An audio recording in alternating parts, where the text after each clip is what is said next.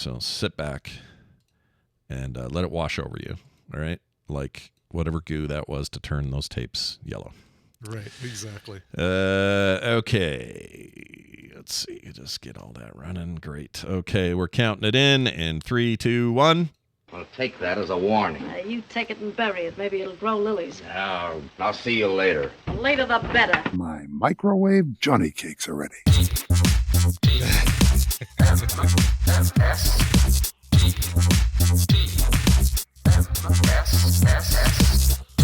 The morning stream. They wouldn't give us any more fish.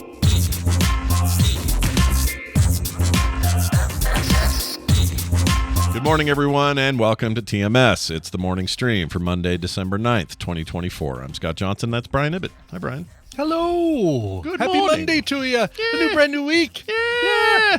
You know what? I could tell you it was a perfect Monday because the cold is in the recession stage of the cold. So I've still got kind of a nasty cough, little congestion or whatever, but my energy levels are back up. Fever's gone. Feeling pretty good, except for one terrible mistake I made yesterday. I will share it with you now. Yeah. Horrible mistake, but I'll explain. I told Brian this at the end of Film Sack, or told all the Film Sack boys. I said, after this, I'm just going to go lay on the couch and watch TV, which is exactly what I did. But I also slept a lot on said couch. Mm-hmm. And I laid there, comfy as can be, but then fell asleep. And somehow during my respite, by the way, and Nick was over too. He's also got this. So he and I are just kind of on the couch being bums. And I must have slept on my ear weird. Mm-hmm. Because what happened is when I woke up, I could tell that I had folded my ear in half, roughly half, and was laying on the.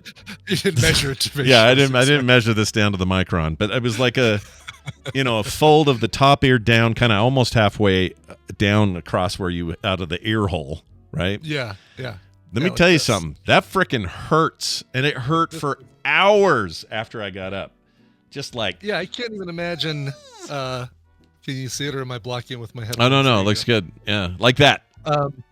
Yeah, I mean, that, for a second, doesn't hurt at all. But I imagine with your head, the weight of your head on top of it for however long a nap is. Yeah. My gosh. Especially this big fat noggin of mine.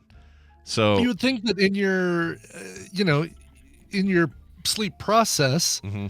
you would say, this is uncomfortable. I think if I move my head a little bit, that discomfort will go away. Yeah. But no. No, my subconscious was like, nope, you're going to lay here. You're going to not notice it. It's going to be like 45 minutes or something of pressure. Damn. And when I woke up and moved my head, it was like surgery pain. It hurt so bad. That's wild. And at first I panicked because I went, oh no, it's infection. I've got a full-on ear infection from this thing.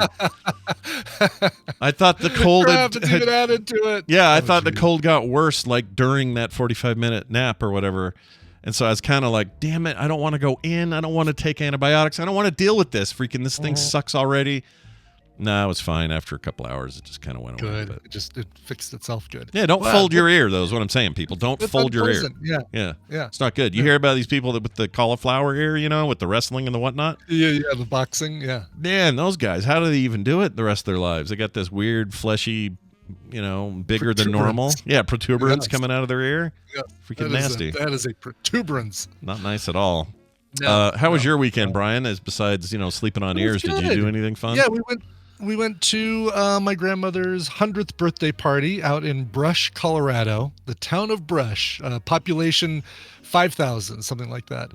And her actual 100th birthday is later this month, but this was a good time for everybody to get together before the holidays. There's a lot of holiday travel and stuff like that. So I was in charge of music, so I took this giant PA system speaker that I had, and I put all our music on it from those CDs and cassettes on a little thumb drive, and then just put it in there and hit play, and it all worked. Sure. And then I also last minute realized, or not realized, but was told that I was doing a slideshow too. But the good news is Apple makes it really easy. You just take all the photos, you make sure that they're all upright and cropped and that sort of thing, and then you say photos, create slideshow, Ken Burns effect, this long on every slide, and then you go through it once and you kind of say, oh, that slide's all weird, I'm going to have it.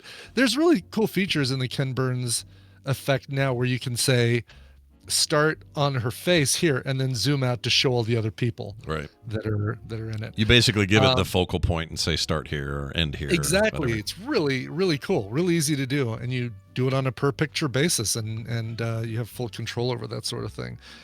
Can I show this picture over real quick with you guys? I love this picture. Of course, yes. All right, exactly, hold on, you guys. Please do. Here. It's adorable. Look at this, 100 years old.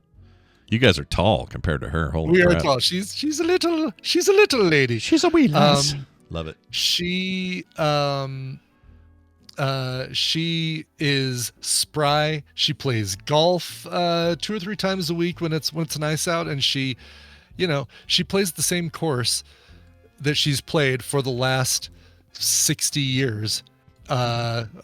Multiple times a week, and I think she knows the location. She can play it blindfolded. She knows the location of every tree. She knows how many yards it is to that dog leg and where that chunk of rock is that got left over from when they pulled that cement fountain out, or blah blah blah. I mean, it's she makes 100 look good. If I'm as she was running around at the party. She wasn't like holding court at a table and letting people come to her. She had her little, what do they call that thing? The thing that pumps oxygen to the little hose under her nose. It is not a condenser, but like a activator. No, something. Anyway, she had that kind of centrally located, and she just went choo choo choo choo choo choo all over the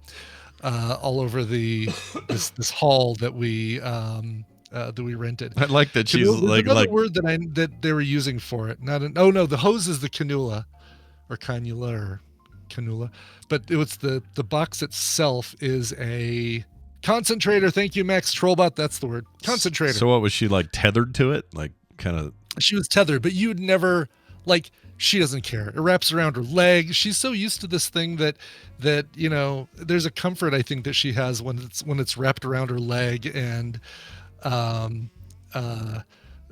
she kind of knows where it is as opposed to not knowing where it is, and but she doesn't trip over it. She just choo all over the event hall.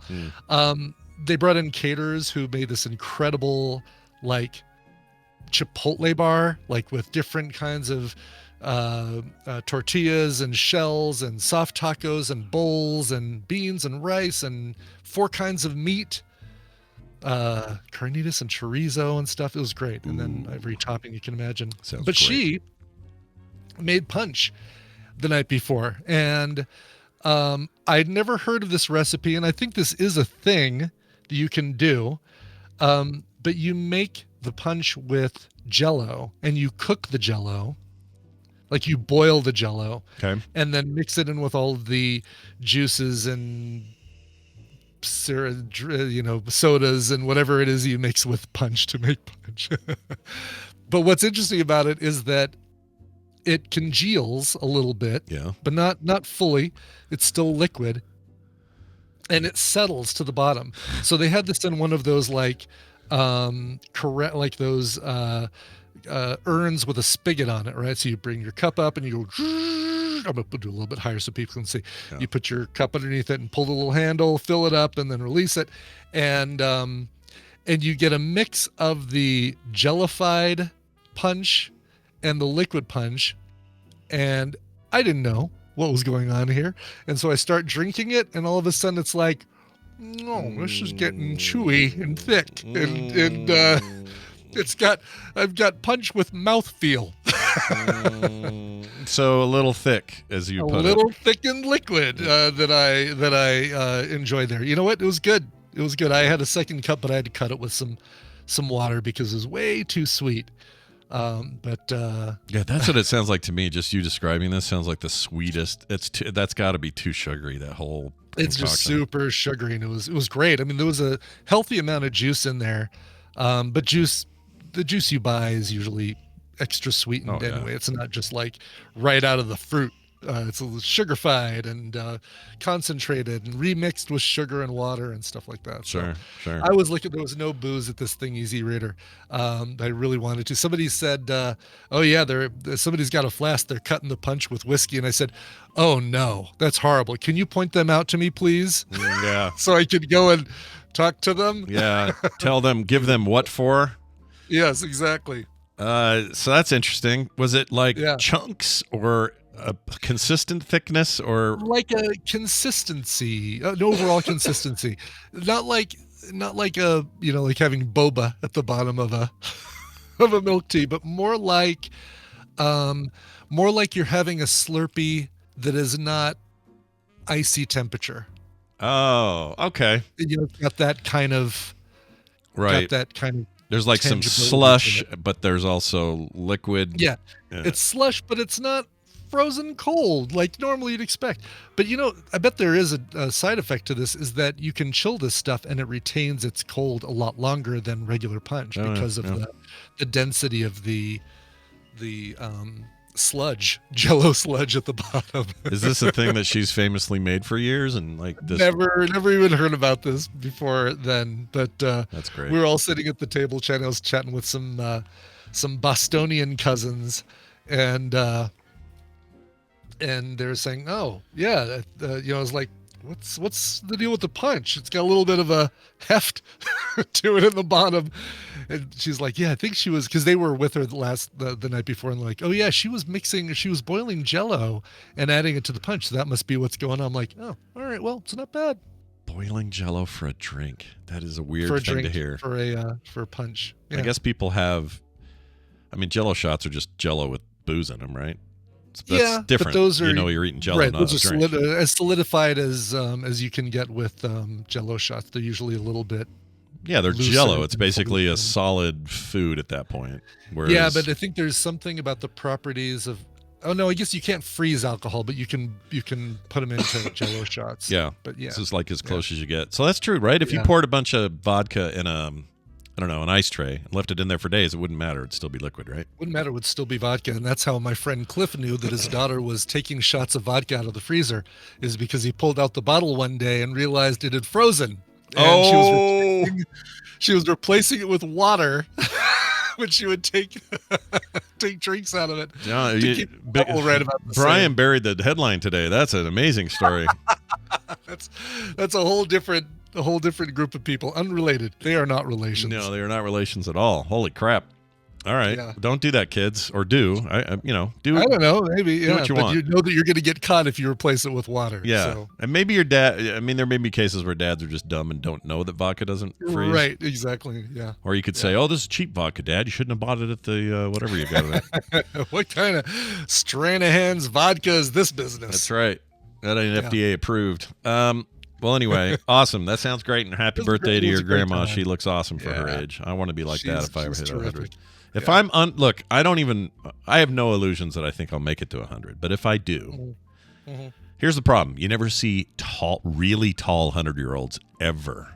They don't exist. True. Yeah. They're all tiny ladies like this, like your grandma, little bitty people. They just shrink down. So if you all grew up and you're like, I hated being short, people gave me shit all the time, it was not cool, I couldn't reach this or that, I was always behind some tall guy in the theater, whatever your complaints are, you will live longer than all of us because our circulation don't go that far after a certain no, it's so time. true. Yeah. Oh, I did find Diane,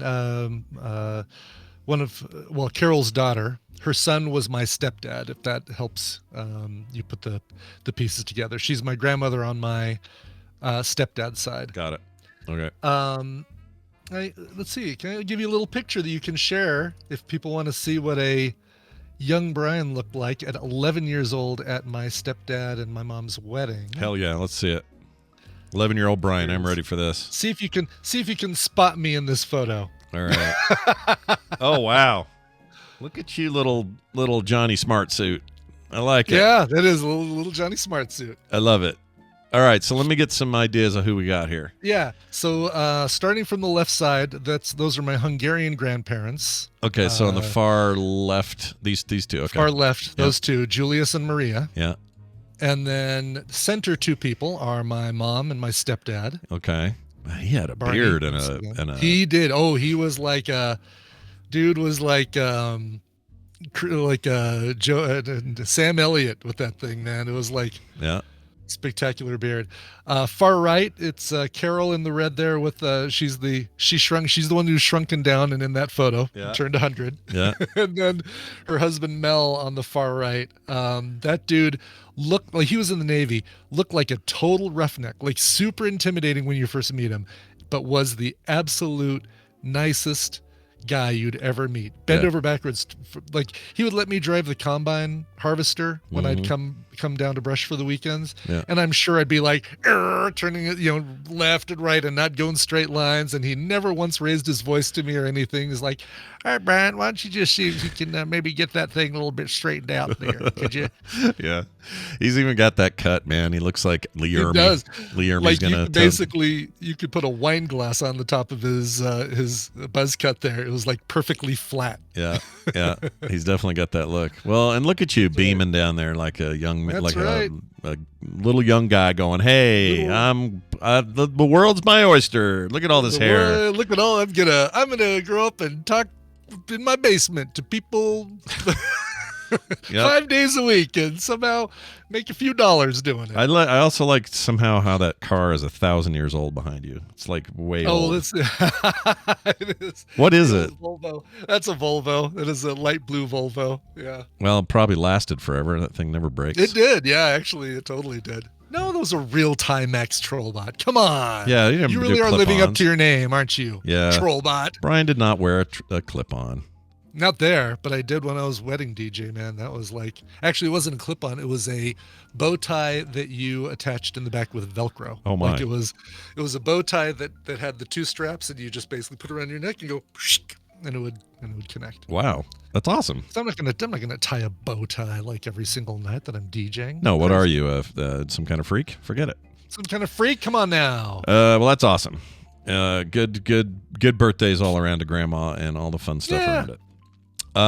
Quick thing from Craig from where is he from? He didn't say, but he sent us an email about the Blofeld thing. So there's a little clarity on the Bond thing. It says, you and Brian were talking about James Bond killing Blofeld so easily. This was due to a rights lawsuit. They could no longer use the name Blofeld or Spectre, at least at the time. That's all changed now. But yeah, of course. If you look at this, let's see. The Christoph Waltz.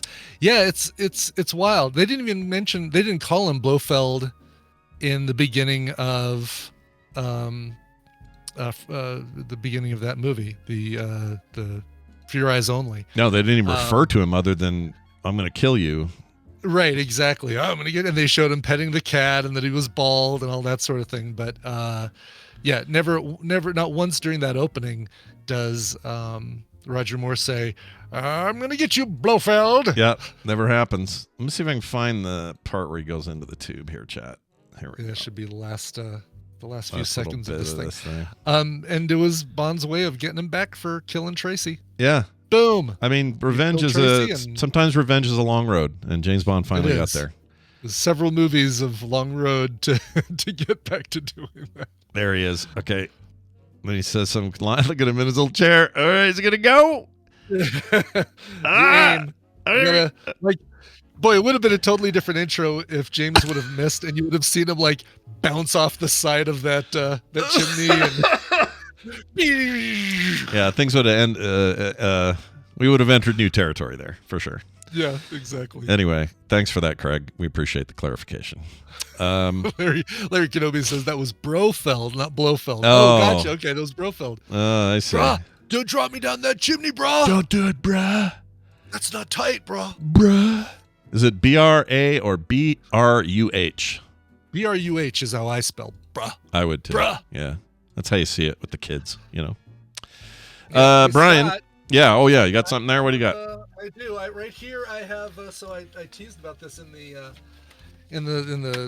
Discord, but I have in my hands right here the Plaza contract right here. Nice. And I've gone over it with the lawyers, as you do, and made sure all the I's were dotted and all the T's were crossed. Nice. And I'm happy to say that it is signed. It has also been countersigned and sent back to me.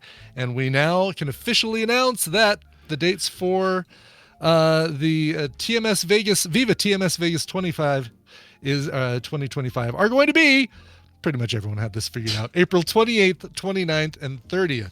Oh my gosh, look at that perfect timing. It wedges us right in that time where we skip all the crazy sports moments in Vegas, so we have less traffic and stuff. We kind of get the city to ourselves a little bit, and it's before the NFL draft, so things don't get too crazy. It's like the perfect time. As long as the Golden Knights don't make it to the playoffs, then we should be okay. That's true. But if nothing else, then you got something to bet on while you're there. This is our Vegas music, by the way. That's right. We're going to Vegas. I think this is AI, so I don't get in trouble. Music that I hate. Yeah, stuff you just can't stand. Yeah. They are going to give us reduced resort fees again. Wi-Fi, and this time they're doing what are called shoulder dates. Shoulder dates. Okay.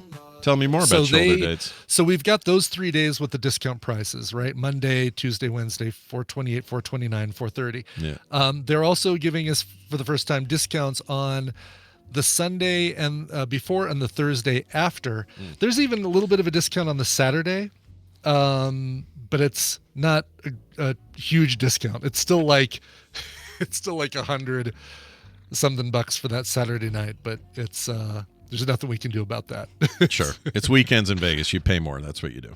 It's weekends in Vegas. Exactly. Yeah. Exactly. But anyway, those are the dates. Now, here's the deal. I'm telling you guys the dates with peace and love. I am telling you the dates now so that you can start asking for that time off and you can start looking at flights. But what I don't want you to do is, obviously, we don't have a reservation link yet. We'll have that this week. Yeah. And as soon as I have it, obviously, I'll post it and share it on the show. And I also, maybe don't quite do the land rush of other events just yet. Yeah. Because I need to coordinate with the Taskville folks. The plan is that I'm going to do all the Taskville recording on Sunday and then get stuff to KT Data and Hammond so that they can edit it down and things like that. Sure. Because I don't want a situation like we had last year where Wednesday during the beginning of the live TMS Vegas show, KT Data is furiously editing video down that I can show on a thumb drive during the live TMS Vegas show. Sure. Yeah, you got other people doing stuff you got to worry about, which I totally get. Right. But Monday night still will be the meetup icebreaker thing at Player One. Tuesday night will be an event. Right now I'm looking at the brand new miniature golf place that looks absolutely freaking amazing in Mandalay Bay called Swingers. Not a fan of the name. I mean, the name is funny, but it sure implies a different kind of indoor activity. Sure. And then Wednesday night, of course, will be the live show. The board game thing will be Tuesday this time instead of Wednesday because there's somebody in the room on Wednesday. And what else? Tom and Bobby and I think TV's Travis are all talking about potentially doing a live version of their shows Monday. Okay. First half of the day. So cool. That sounds great. We've also, just so you guys know, there's more info coming, so watch for that. But yes. Tickets to come and be there and be a part of it will happen early in the year. What we'll have in terms of swag and all that, all being determined right now, but that's all coming as well. And that's all you need. And then just all you have to really do is listen to us and make sure you just pay attention to updates, and we'll let you know. Oh, is the new URL working yet, or what's the plan there? Not yet. I have TMS.Vegas. Thank you again, Tanner, if you're listening. I love the fact that we've now got the TMS.Vegas domain. It's $50 a year, but I think it's well worth it to be able to say TMS.Vegas for all the information. It's pretty awesome. So look for that. Soon, but for right now, Viva TMS Vegas works. That has not been updated, and that will be updated when I do the domain switch over. Yeah. So early info, everybody. Don't get too crazy, but we got more coming. This is so you can start asking for time off, and you can start looking at flights. Although flights usually are the cheapest between 40 and 50 days out from the event. I don't want to tell anybody that and say, well, we waited and waited and waited, Brian, and then prices went up. But typically 45 to 50 days, I think, is the sweet spot for buying flights. But if you see a good flight, grab it. Yeah. And if you see a good price. And if our estimates are correct, there are some, let's call them personalities around the network who might be coming this year that you've never seen at one of these before. Yes. We're not going to commit yet because we got to get final on everybody, but it's looking likely. We've got at least one who's saying that they are committing to coming who have never been to a TMS Vegas. Yeah, so let your brain go wild as to who that might be, because we're not telling you until it's confirmed. All right. I think almost all of the Tuesday people have confirmed, and one is working on it. So sure. Yeah, our Tuesday. I felt like our Tuesdays were almost a lock. Tuesdays are pretty much a lock. Those people are always. You can pretty much guess who the one Tuesday person that's working on it. Yeah. Well, anyway, good luck, everybody, and we will let you know as we have these things confirmed. We'll absolutely say names, but just wanted to give you a little teaser there. Yeah. Okay. Well, that's that. Let's get a game going today. Cool. Yeah. We have prizes to give away. These prizes aren't going to get up and give themselves away, so we gotta. They are not. We gotta do something about that. Hey, look who it is! It's our old pal Brian Dunaway calling in from South Carolina. Hello, Brian. How are you? Oh, hi, Scott and Brian. Oh, is it Monday already? It is Monday. It's Monday. It is Monday. Monday. You know, I got an email last night that said one of his favorite things about you is that you say, instead of saying lots of times, you say Alottsatimes. Right. He loves that. What's wrong with that? Nothing. He wants you to keep doing it. He wants you to say it forever. I don't think I won't. Lots of times I just will do that. Lots of times you will. And there's something. Lots of times. There's something kind of sweet about it. It's like almost like the way a little kid would look at something, you know? Lots of times is just. Yeah, I think that's great. I'm glad that my ignorance amuses you. No. I don't think it's ignorant at all. I think you should just be you, is what I'm saying. Hey, check it out. No conversation. I'm not changing who I am. That's right. Don't change who you are. Peace and love. Peace and love. Peace and love. All right. Peace, love. Yeah, baby. Let's you with peace and love. Let's get to this game that Brian's devised. Brian, tell us what we're doing here and how we might help somebody win some shit today. That'd be great. Oh my gosh, that would be great. Welcome to the Morning Half-Ass, is a trivia game where I'm actually going to be giving you the answers. I'm going to give Scott and Brian a category and 6 possible answers. 3 of those answers are right, and 3 of them, like going to Playground at the Luxor 2 years in a row, are just wrong. If you can provide 1, 2, or 3 guesses, but if any of those guesses are wrong, you get 0 points for that round. Get 1 right gets you a point, 2 right gets you 2 points, and 3 right gets you 5. What the hell? 2 right gets you 3 points. 3 right gets you 5 points. It really is. Maybe I should follow the script. Well, lots of times if you'd say it right, yeah, we wouldn't have to be in this situation. Lots of times. That's right. And the winner will get some Reese's Pieces. The player with the most points after 3 rounds wins the prize for their contestant, and contestants have been pulled from members of the Tadpool that aren't able to listen live. Scott, you're playing for Justin in Severn, Maryland. Nice. Yeah. I got your back. Brian, you're playing for Eric in Prior Lake, Minnesota. Used to be even nicer. Yeah, it used to be a real lake, but it's a Prior Lake now. It's Prior Lake. Yeah. Now it's a Richard Prior Lake, yeah. It's a Richard Prior Lake. It's a Richard Prior Lake. Great. I miss Richard Pryor. I know. I know. He was great. Let's get to the game here. All right, let's get to question number 1. Science. I hope you're ready for a science question. Which of these are your noble gases? Your choices are chlorine, krypton, radon, hydrogen, moron, and helium. Moron. 3 of these. Wait. 3 of these are noble gases. 3 of them are not. I'm clicking on the moron. I mean, moron's awesome sounding. Right, but right. I don't think that's it. I'm going to lock in with 2 because the nobility of gases and I go with 2? Yeah, I'm not exactly sure what I'm doing. I'm going to go with 2 as well then. Yeah. Oh. You're going to go with 2. You guys both went with the same 2. Look at you guys in your 2s. Your matching 2s. Twosies. Helium, which is like the pause. Let's see. Hydrogen is number 1. Helium is number 2 on the periodic table. Helium is a noble gas. Very good. You guys both selected that one. You also both selected hydrogen. Hydrogen is not. Shit. Gas. It's not nobly. It's not noble. Your noble guesses are Krypton. krypton and radon on this list, or krypton, radon, and helium. I thought radon was the reason I didn't choose it. I almost did, but the reason I didn't is because it's a thing that's supposed to be super dangerous if you have like a radon leak or whatever. And I always assume the noble ones were less of a problem. Good They're more noble. Like they're noble. And also krypton. That's kind of what I was thinking too, but not in exactly the same way, but the same thing. It was like, I'm not sure. I didn't know krypton was, and also moron. I'm really glad moron is not. Moron, not a gas. Yeah. Boron is a gas.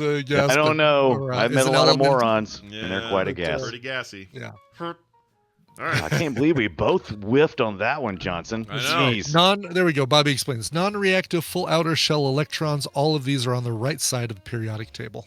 Oh, so noble is just an acronym or an initialism. No, it's an acronym because you can say it. No. No? No.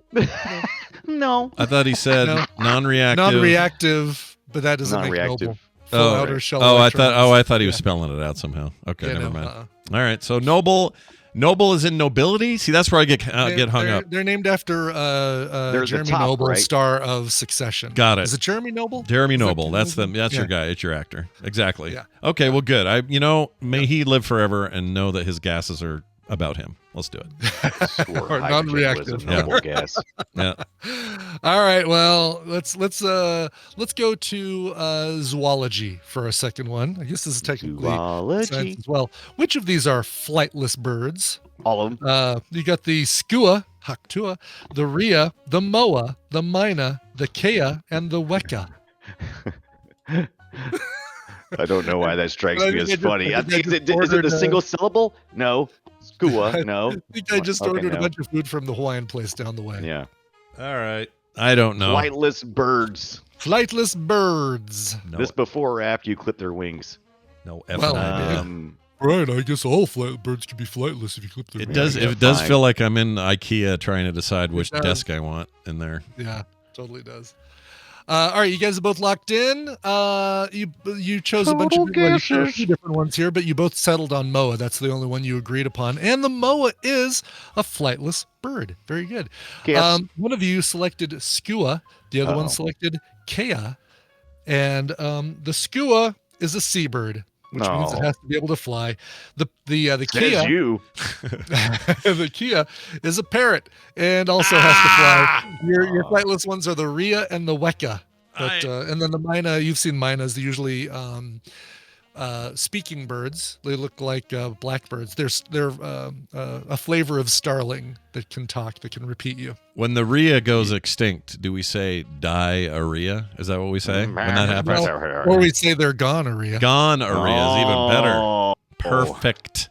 I almost chose Weka because it just sounded right, but then Kia, I thought Brian's playing a joke. It's like sounds like the car. Yeah. It's a bad idea.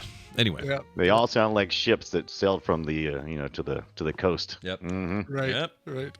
All right. Well, going into round 3 with 0 points, which means it's anybody's game. Let's go to schools. Let's go to education.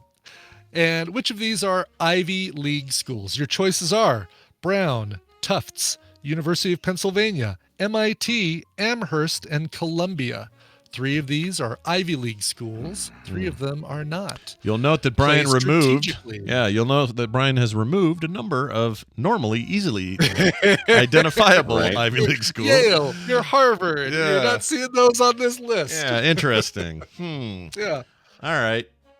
Oh man, this is hard. I only know one for sure. I'm pretty sure I know one. I'm not. I'm pretty sure one of them is definitely not. But the other 4. Mm. I'm locking in with a certain number of chosen answers. How many? Not saying locked which. in with a number. You can imagine it's more than one because I said a number of. Yes. I guess it could still be one. That's true. Yeah. Taking a risk. I don't want to Brian's tie. locked in as I don't well. want to tie. All right. Oh my gosh, look at that. Scott locked in with 2. Brian locked in with 1. Scott, you locked in with Columbia. Yeah. Columbia is a member of the Ivy League. Oh, good job. It's the only one I knew for sure. The rest of these. Brian, you completely- locked in with Brown. Mm-hmm. Brown is a member of the Shit. Ivy League. So as of right now, you guys each have one. But, Yeah. But did Scott guess a second? Scott chose a second one. Did he choose correctly? 1 out of 4 chances. He did not. University of Pennsylvania, even though it looks like it doesn't belong on this list, University of Pennsylvania is an Ivy League school. Congratulations going to Brian. 1 point. That's all you need to win, apparently, is 1 point. And I was one hair away from choosing Brown. I really was, yeah. Instead of Amherst? Instead of Amherst. I just thought, well, wait a minute. I don't know why. Yeah, but the way these are designed to make us question ourselves, and so they did the job. And I questioned myself. When I did this before I looked at the answers, I had Brown, Tufts, and Columbia. I thought Tufts was a member of the Ivy League, so I got it wrong myself. It was a tough loss. MIT was an easy no because they're just technology. Nerds. Yeah, they just do nerd things there. Great nerd things. Nothing wrong with the nerd things. Did I have a typo or something? Or did what? Oh no, I guess I didn't have a typo. Somebody. Yeah, it wasn't a typo on my part. Oh, it was a Tuft, another somebody else's the typo. There's no typo in my. Where's typo? The chat says there's a typo. I get it. Chat said, yeah, Sorry, Talia typoed. Oh, got it. All right.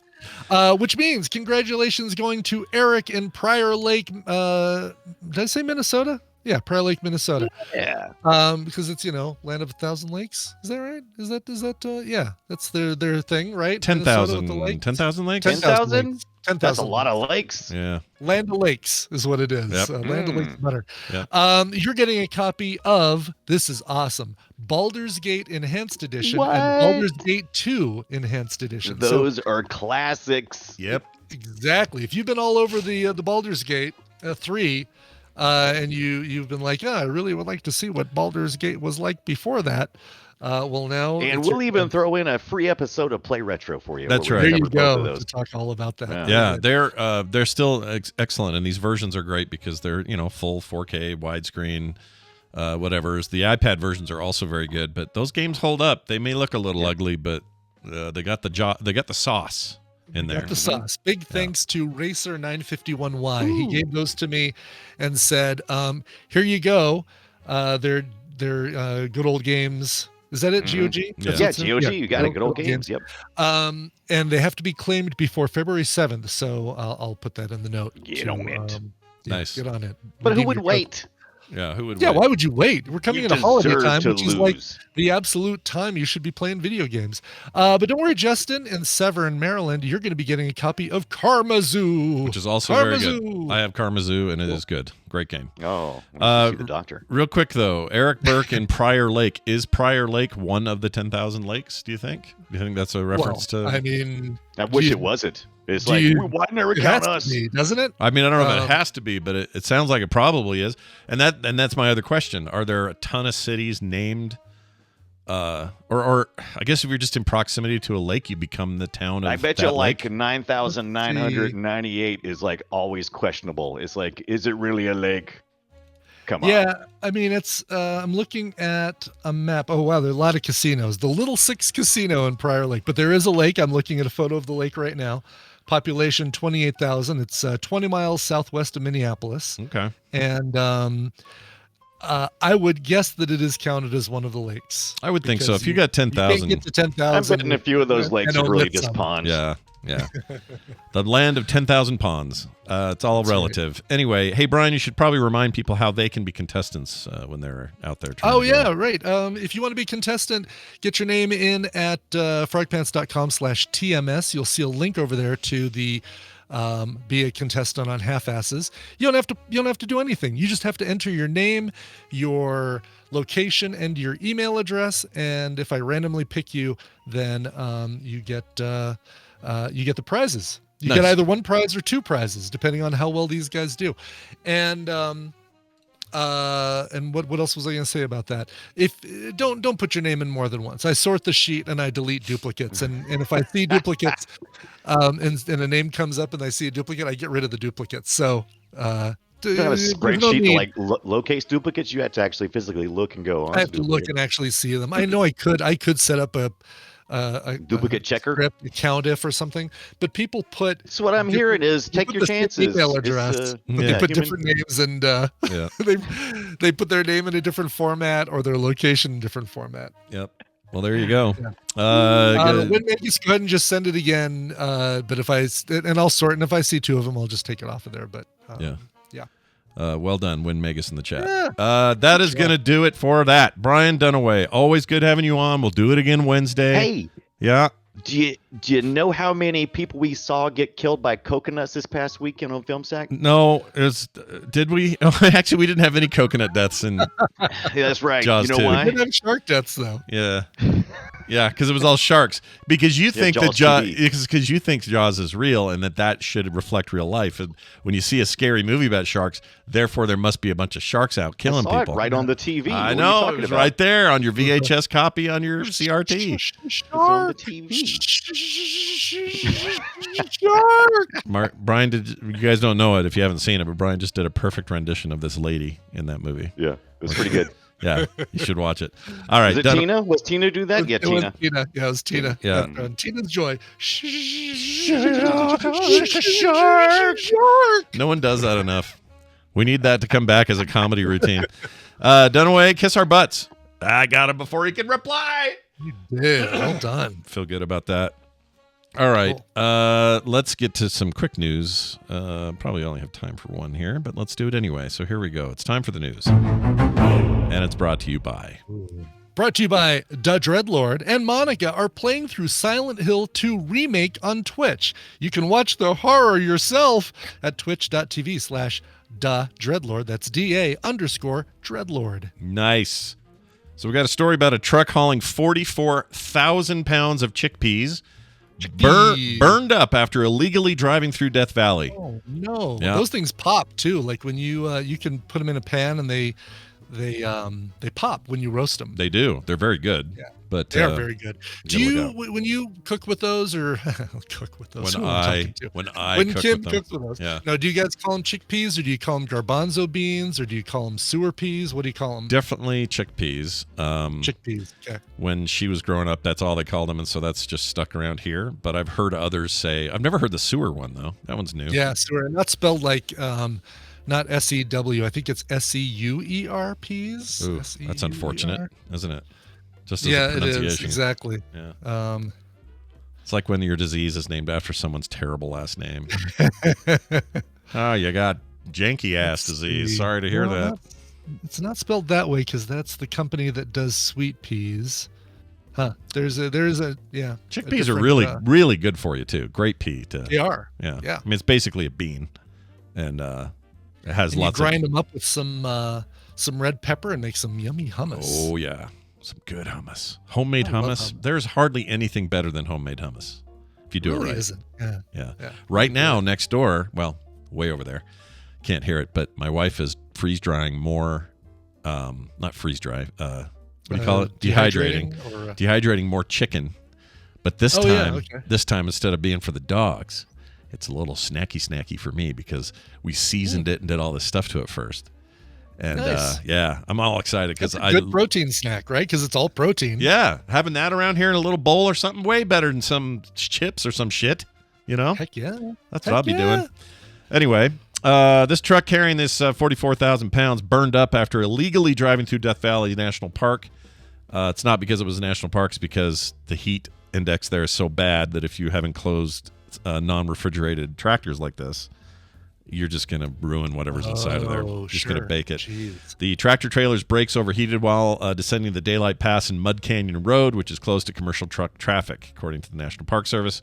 Driver appeared to be uninjured and was able to pull over once they reached the flat terrain later on CA 190. Park officials responded to the incident approximately 5:30 a.m. Nothing ever good happens at 5:30 a.m. with Caltrans and the California Highway Patrol. CHIPS. That's what that was. That's right. That's I right. think it's the Caltrans. Doesn't Yeah. matter, But the CHP. yeah, Chips. that's your CHP. A little I, a little S, like they did in the opening, and it's chips. Yeah, John and Ponch saving the world. That's right. And reporting back to Chris Pine's dad at the station. Robert Pine was the chief. Anyway. Okay, good. I did that, but I did not know. You didn't know that? He's his dad, that guy. The Robert Pine guy. I thought we talked about that before. Probably did. Yeah. 3 episodes of that I've probably watched in my entire life. Oh my gosh, Chips was on all the time here, but I think it was mostly my dad's fandom of Chips. Yeah. I wasn't really into it, but he loved it. He thought that was amazing. Nice. And I, as a kid, would see the scenes where they're both riding together having a conversation on the freeway, and I would notice they were bumping at the exact same moment and all this, and I'm like, Dad, I think they're on a trailer. To hear each other well, which you probably wouldn't be able to do. So I'd say, Dad, I think they're on a trailer. No, that's real. They're filming that. I'm like, no, I think they're on a trailer or something. Then later we heard somewhere, they film those shots on trailers. I was like, yeah, got him. Yeah. He may be wise and have lots of information for me, but I got him this time, is what I said. Anyway, commercial truck caught fire. This chickpeas will probably not get cleaned up because they just exploded and they're gross and they're everywhere. Yeah. Anyway. Nice and slippery, too, I'm sure. I mean, I imagine that's why the main reason they had to close the road is because you drive on those things and they're just going to slide all over the place. Yep. And in this case, the brakes just could not handle the heat. So I guess what we're saying is if you're a long-haul trucker, do not take a shortcut through the Death Valley National Park. No. All right? No. Smells like burnt chickpeas out there. Smells like burnt garbanzo beans. Yeah, nobody wants that unless I guess if you're into it. I don't know. People are into whatever they're into. We're going to take a break. When we come back from the break, we'll have Bobby here. We're going to talk about science, a little bit of a callback from a previous episode, get a little deeper. And that'll be happening here shortly after this break from Brian. What do you have? Well, we are going to be looking at a Breton musician. Am I pronouncing that right? Zoe, is it Breton? Breton. Over there in the UK. She is a songwriter named Emile Quinquis. Quinquis, Quinquis, but she just goes by the name Quinquis it's French. I thought she was. I thought this was UK. It's gonna be trouble. Gonna be trouble now. All right. Anyway, so okay, never mind. From France. Let's see. She shared a brand new track ahead of her performance at the Trans Musicales Festival, which was this last weekend. This is the first new song from Quinquis. It's probably pronounced Quinqui then, probably, if she's French, right? It's definitely not Quinquis. Probably Quinqui. There you go. Since her AER EP and her debut album, which came out in 2022. This is a new song called Morreg, Morwreg, which translates to mermaid. Oh, look at that. It's a haunting love song between a mermaid and a sailor, is what you're about to hear. It's beautiful, really is beautiful. Here is the song Morreg from Quinqui. I didn't mean to startle you, but I do love to talk Jebediah even when I'm drinking my chicory. I'm the curator, Hollis Hurlbut. You got a point, Bob.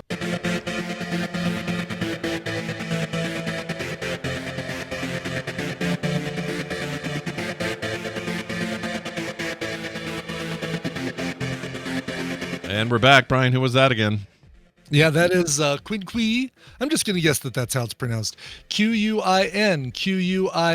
from a brand new single that she released called Morreg.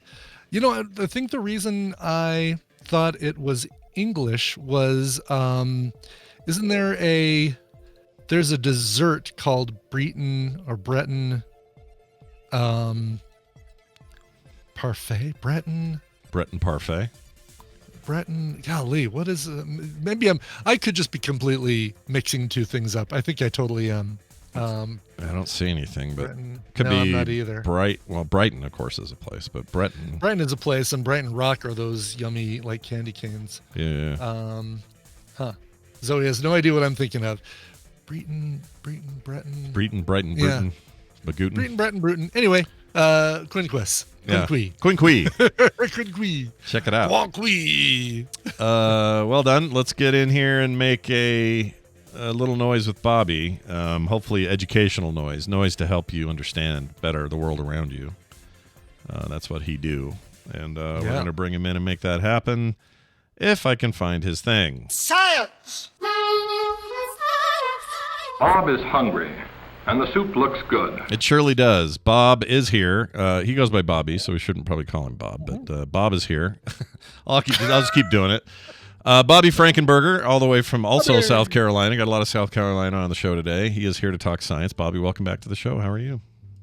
Thank you. I'm doing all right. I'm recovering. I also got sick. Oh, look at you. Yeah, wow. Damn, you were at least not so sick you couldn't raid the other night, but I had a fever. It was terrible. I had a terrible Yeah, night. I did not have a fever, but our good friend Bo He stood stepped in and tanked for us, and it was great. He didn't. So when you tell that guy he can't just spin around and rack up DPS insanity for the entire raid, that must be hard for him. He must struggle with that that choice. He did really, really well, but yeah, he loves to spin around. He does. That's what he does. That's what warriors love to do. Yeah, they like to spin. Their warriors are the ballerinas of World of Warcraft. Truly. Well, thank goodness for that. Hey, it's good to have you here. We're going to talk some science. We actually discussed this before, and Bobby's like, I'd really like to come on and talk about that again and give you some clarity. And I love when you do that, because I guarantee you we don't leave people with all the information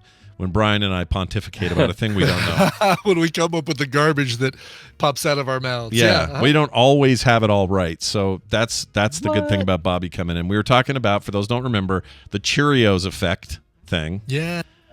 And now we get some real science on it. So Bobby, tell us all about it. What's going on? Yeah, Brian actually specifically said, "Hey, when is Bobby coming on Monday? Maybe he can help clarify some of this." And I tell you what, anytime one of you guys suggests something that I should do, it's a lot less work for me. Well, it's good to know you take requests. That's the important thing right there. Well, also, to be honest, I love answering questions. So when people are curious about things, why wouldn't you take advantage of that? Sure.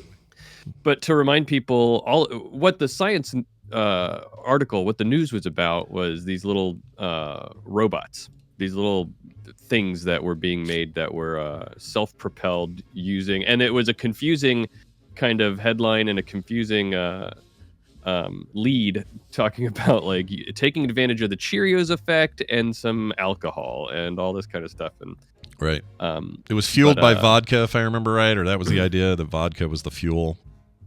It had fuel. They call it fuel, but and truly, I guess it was fueled by vodka. But the reason I did want to talk about it is because the physics that are involved in what they're doing are super interesting, and probably a lot of it you're very familiar with just in day-to-day life. So it's kind of a cool opportunity to learn about something you see all the time, and what physics are involved with it. So what I want to start with is a common science demo that, I do a lot of science demos in schools and science communication stuff and everything. So in the world of science demonstrations, there's a common one called soap boats.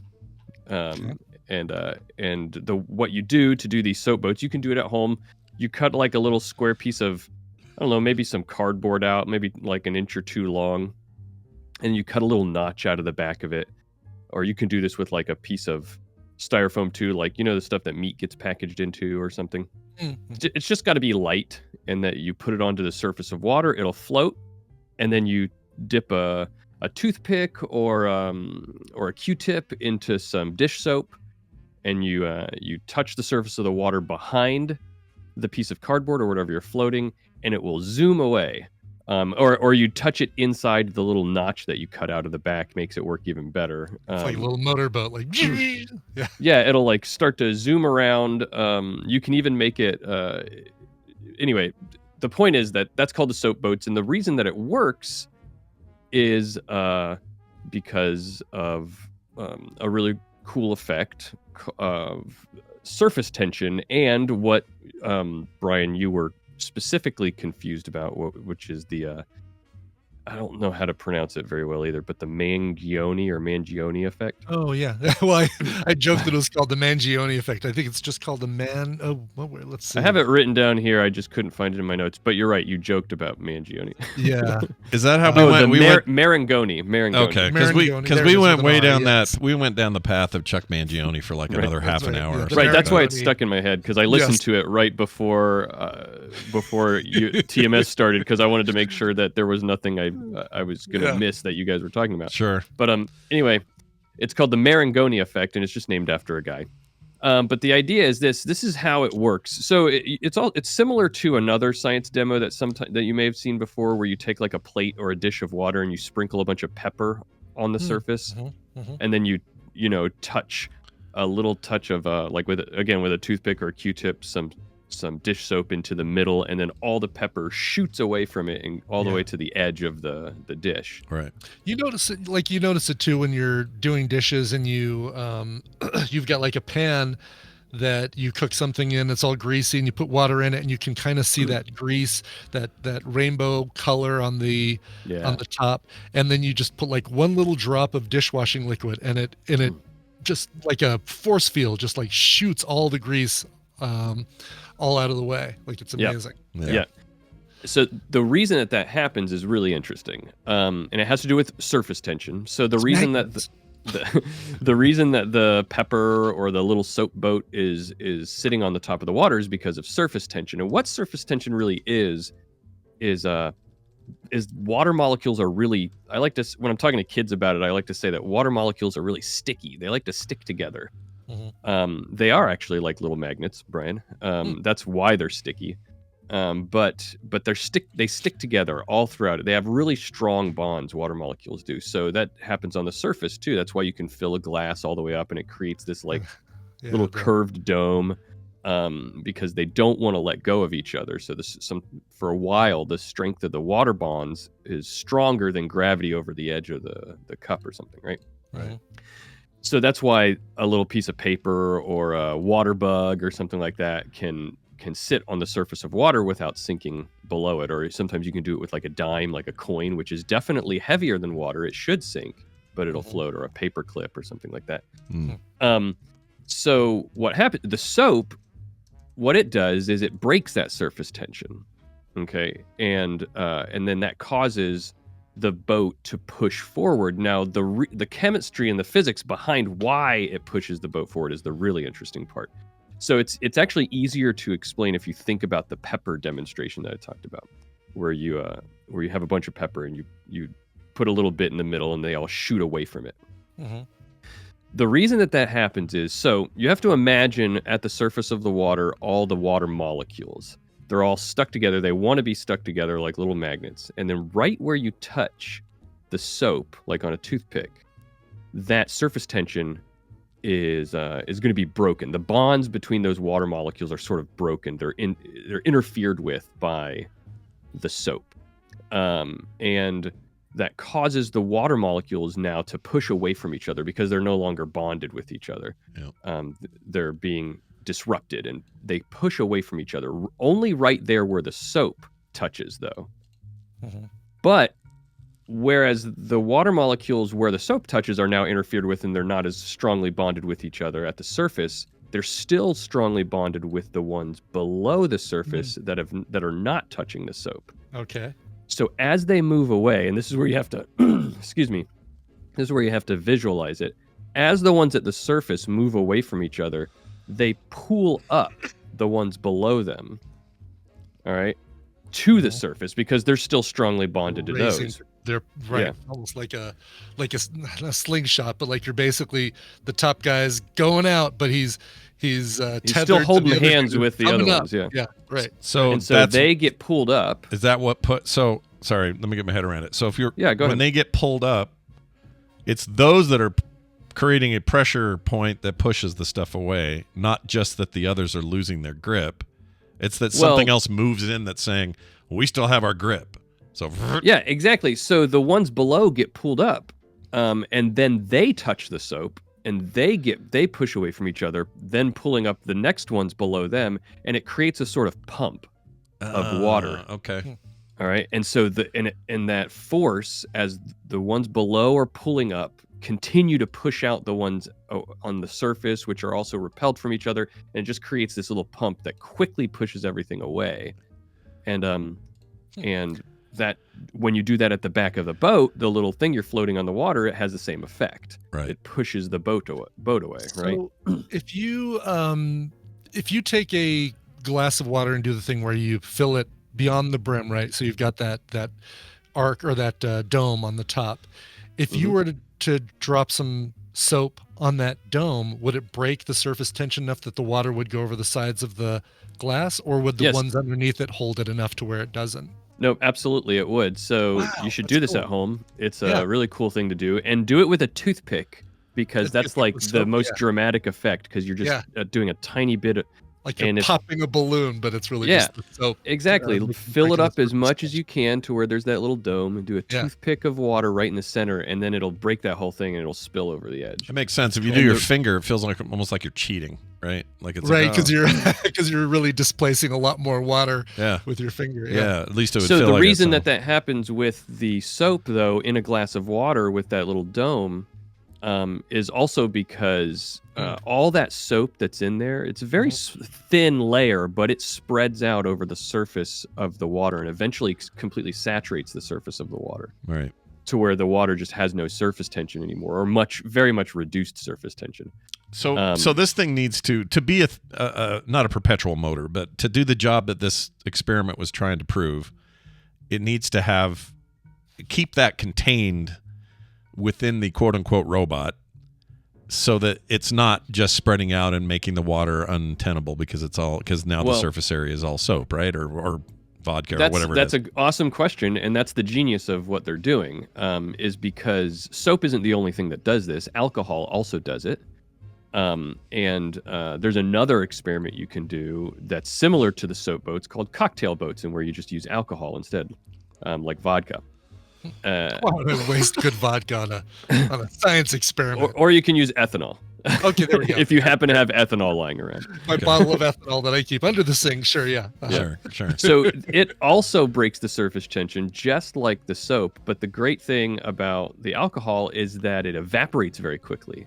So it doesn't stay, and much more quickly than the water. So it, like you were very poignantly thinking, Scott, that, well, wouldn't these little robots, wouldn't it just, cover the entire surface of the water like the soap I described? Right. Well, the alcohol doesn't. It evaporates, and so it's constantly going away. Oh, that's interesting. And it's never going to sink. It's not heavier. It's not like it's going to go to the bottom. That's interesting. So by using something with evaporative properties, you could, in theory, have it go in perpetuity, as long as you had a way to fuel it all the time or whatever.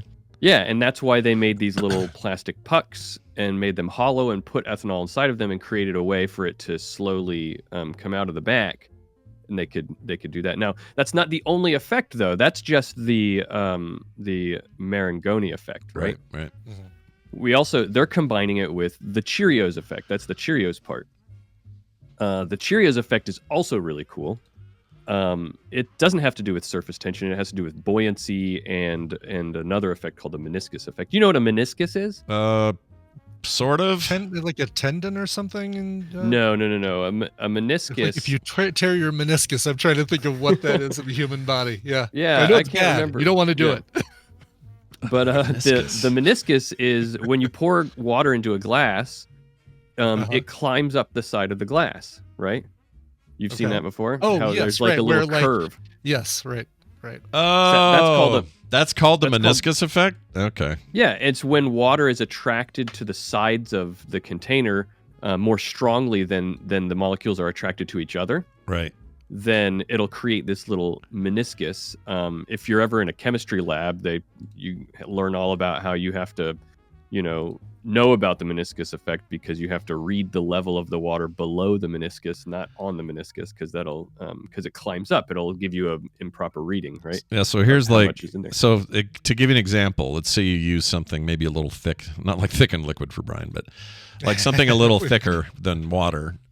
You would have this climb up effect, probably even more pronounced. And if you're trying to do exact measurements, that's probably really hard, because this thing's like going, well, I'm climbing up to 2 or 3 digits or units or whatever. Right. Yep. Yeah. That's crazy. So you just have to, in a chemistry lab, you just have to be aware of it. Yeah. And so this happens. This is also cartilage in the knee and the elbow and the wrist and stuff. That's right. I bet the meniscus. I bet the root of the reason both of these things were named that is similar. If you look into the etymology, Could be a guy named Larry P Meniscus, though. It could be that guy. Could be. You came up with both. Yeah. Never know.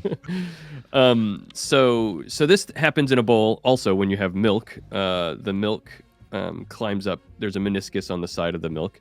Now, here's the cool thing. Gross. Going to buoyancy for a second. So objects that are less dense than water will float because they're buoyant. Just like a Cheerio, it's buoyant. It weighs less than water. It's less dense than water. And so what that means is that, and this is important to understand for this effect, what that means is that the force of the water or the milk underneath it is pushing up on it harder than gravity is pulling it down. All right. Or that any of the forces coming from above it, like atmospheric forces and everything. So the force of the water is pushing up on it, and that's keeping it afloat. The reason that this is important is because if you place a Cheerio in the bowl, because it's being pushed up by the milk, it's always going to try to find the highest level of milk.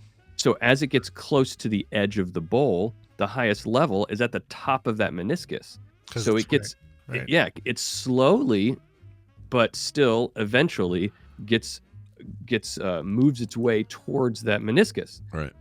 Because it wants to be at the highest point. Now, unless you do that thing where you fill the glass to the top and then it'll rise right to the center and like float right there in the center of that little dome. Yeah. Exactly. That's a really cool point. And that's another thing you can do at home. It'll stay in the center if you're able to make that dome by filling a glass of water. Exactly right. Because it's trying to find the highest point. Now, the cool thing is a Cheerio itself also has a meniscus effect. The milk tries to climb up the side of the Cheerio. So that's exactly why when you put multiple Cheerios together, they will clump together. Is because, again, they're trying to climb up to the highest point, right? Right. So they're like even going as granular as going up to the side. Like the highest point on one Cheerio is caused by that meniscus, and the other Cheerio is like, oh, I want to get to the highest point on that Cheerio, and zoop, connects up to it like because of that. And they link together, yeah. Wild. Yep. So when you combine these effects together, the Cheerios effect and also the soap boat or the Mountain. Now I can't even anymore. Marangoni effect. The Merry Mountain effect. Got it. Yep. Mm-hmm. When you put those together, these scientists figured, well, we can combine these effects. When we put the discs in the water together, these plastic discs, they'll act like Cheerios and they'll clump together to create like a superstructure, right? Mm-hmm. Mm-hmm. And then we can counter that force by having them spit out a little ethanol and letting the Marangoni effect take over, and they will dissipate. They'll spread apart. They'll go to different directions. They'll do the things that they're going to do, right? Right. And then once you stop that and the ethanol evaporates, they'll start to clump together again. And they figure that they can maybe use this fact to kind of find a way to control how they move and then, come together and spread apart and have various kinds of applications for different things. Let's say there's an oil spill or something. Is that what they're thinking? Like they could drop these little ethanol bots all around the oil spill, and as the ethanol dissolves and they recluster back together, they'll kind of contain that oil on the surface of the water? Or possibly, because I know that if you do another thing, I think that this Cheerios effect actually reverses itself when the surface tension is broken. So like they will cluster in a different way. So I think that's what they're thinking, is they can use tiny things like this to maybe surround or control things like oil, which break surface tension at the surface of water. I don't know exactly the applications, and these scientists probably don't either, because they're just in a lab thinking, what cool thing can I do with robots? And they also these science things, they have to always in their funding applications have to try to justify why they're doing this. So who knows if it'll actually come to anything, but theoretically, you could see it possibly leading to a way, some never before thought of way to control small robots on the surface of water.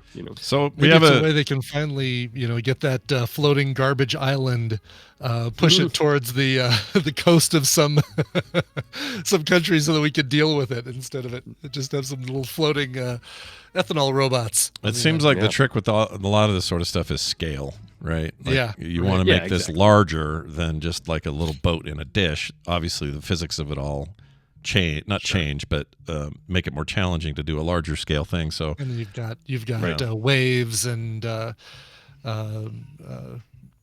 currents and things like that also come into play. That you have to and that'll change all of this, right? Like all this is being done in still water. So. Yeah. It's interesting though. I like it. Mm-hmm. I think maybe our future is a bunch of Cherrio shit. Who knows? Bobby, as always, super fun stuff to discuss, and more of it can be found on your awesome podcast called All Around Science. Tell people where they can get it and what you're talking about these days on there.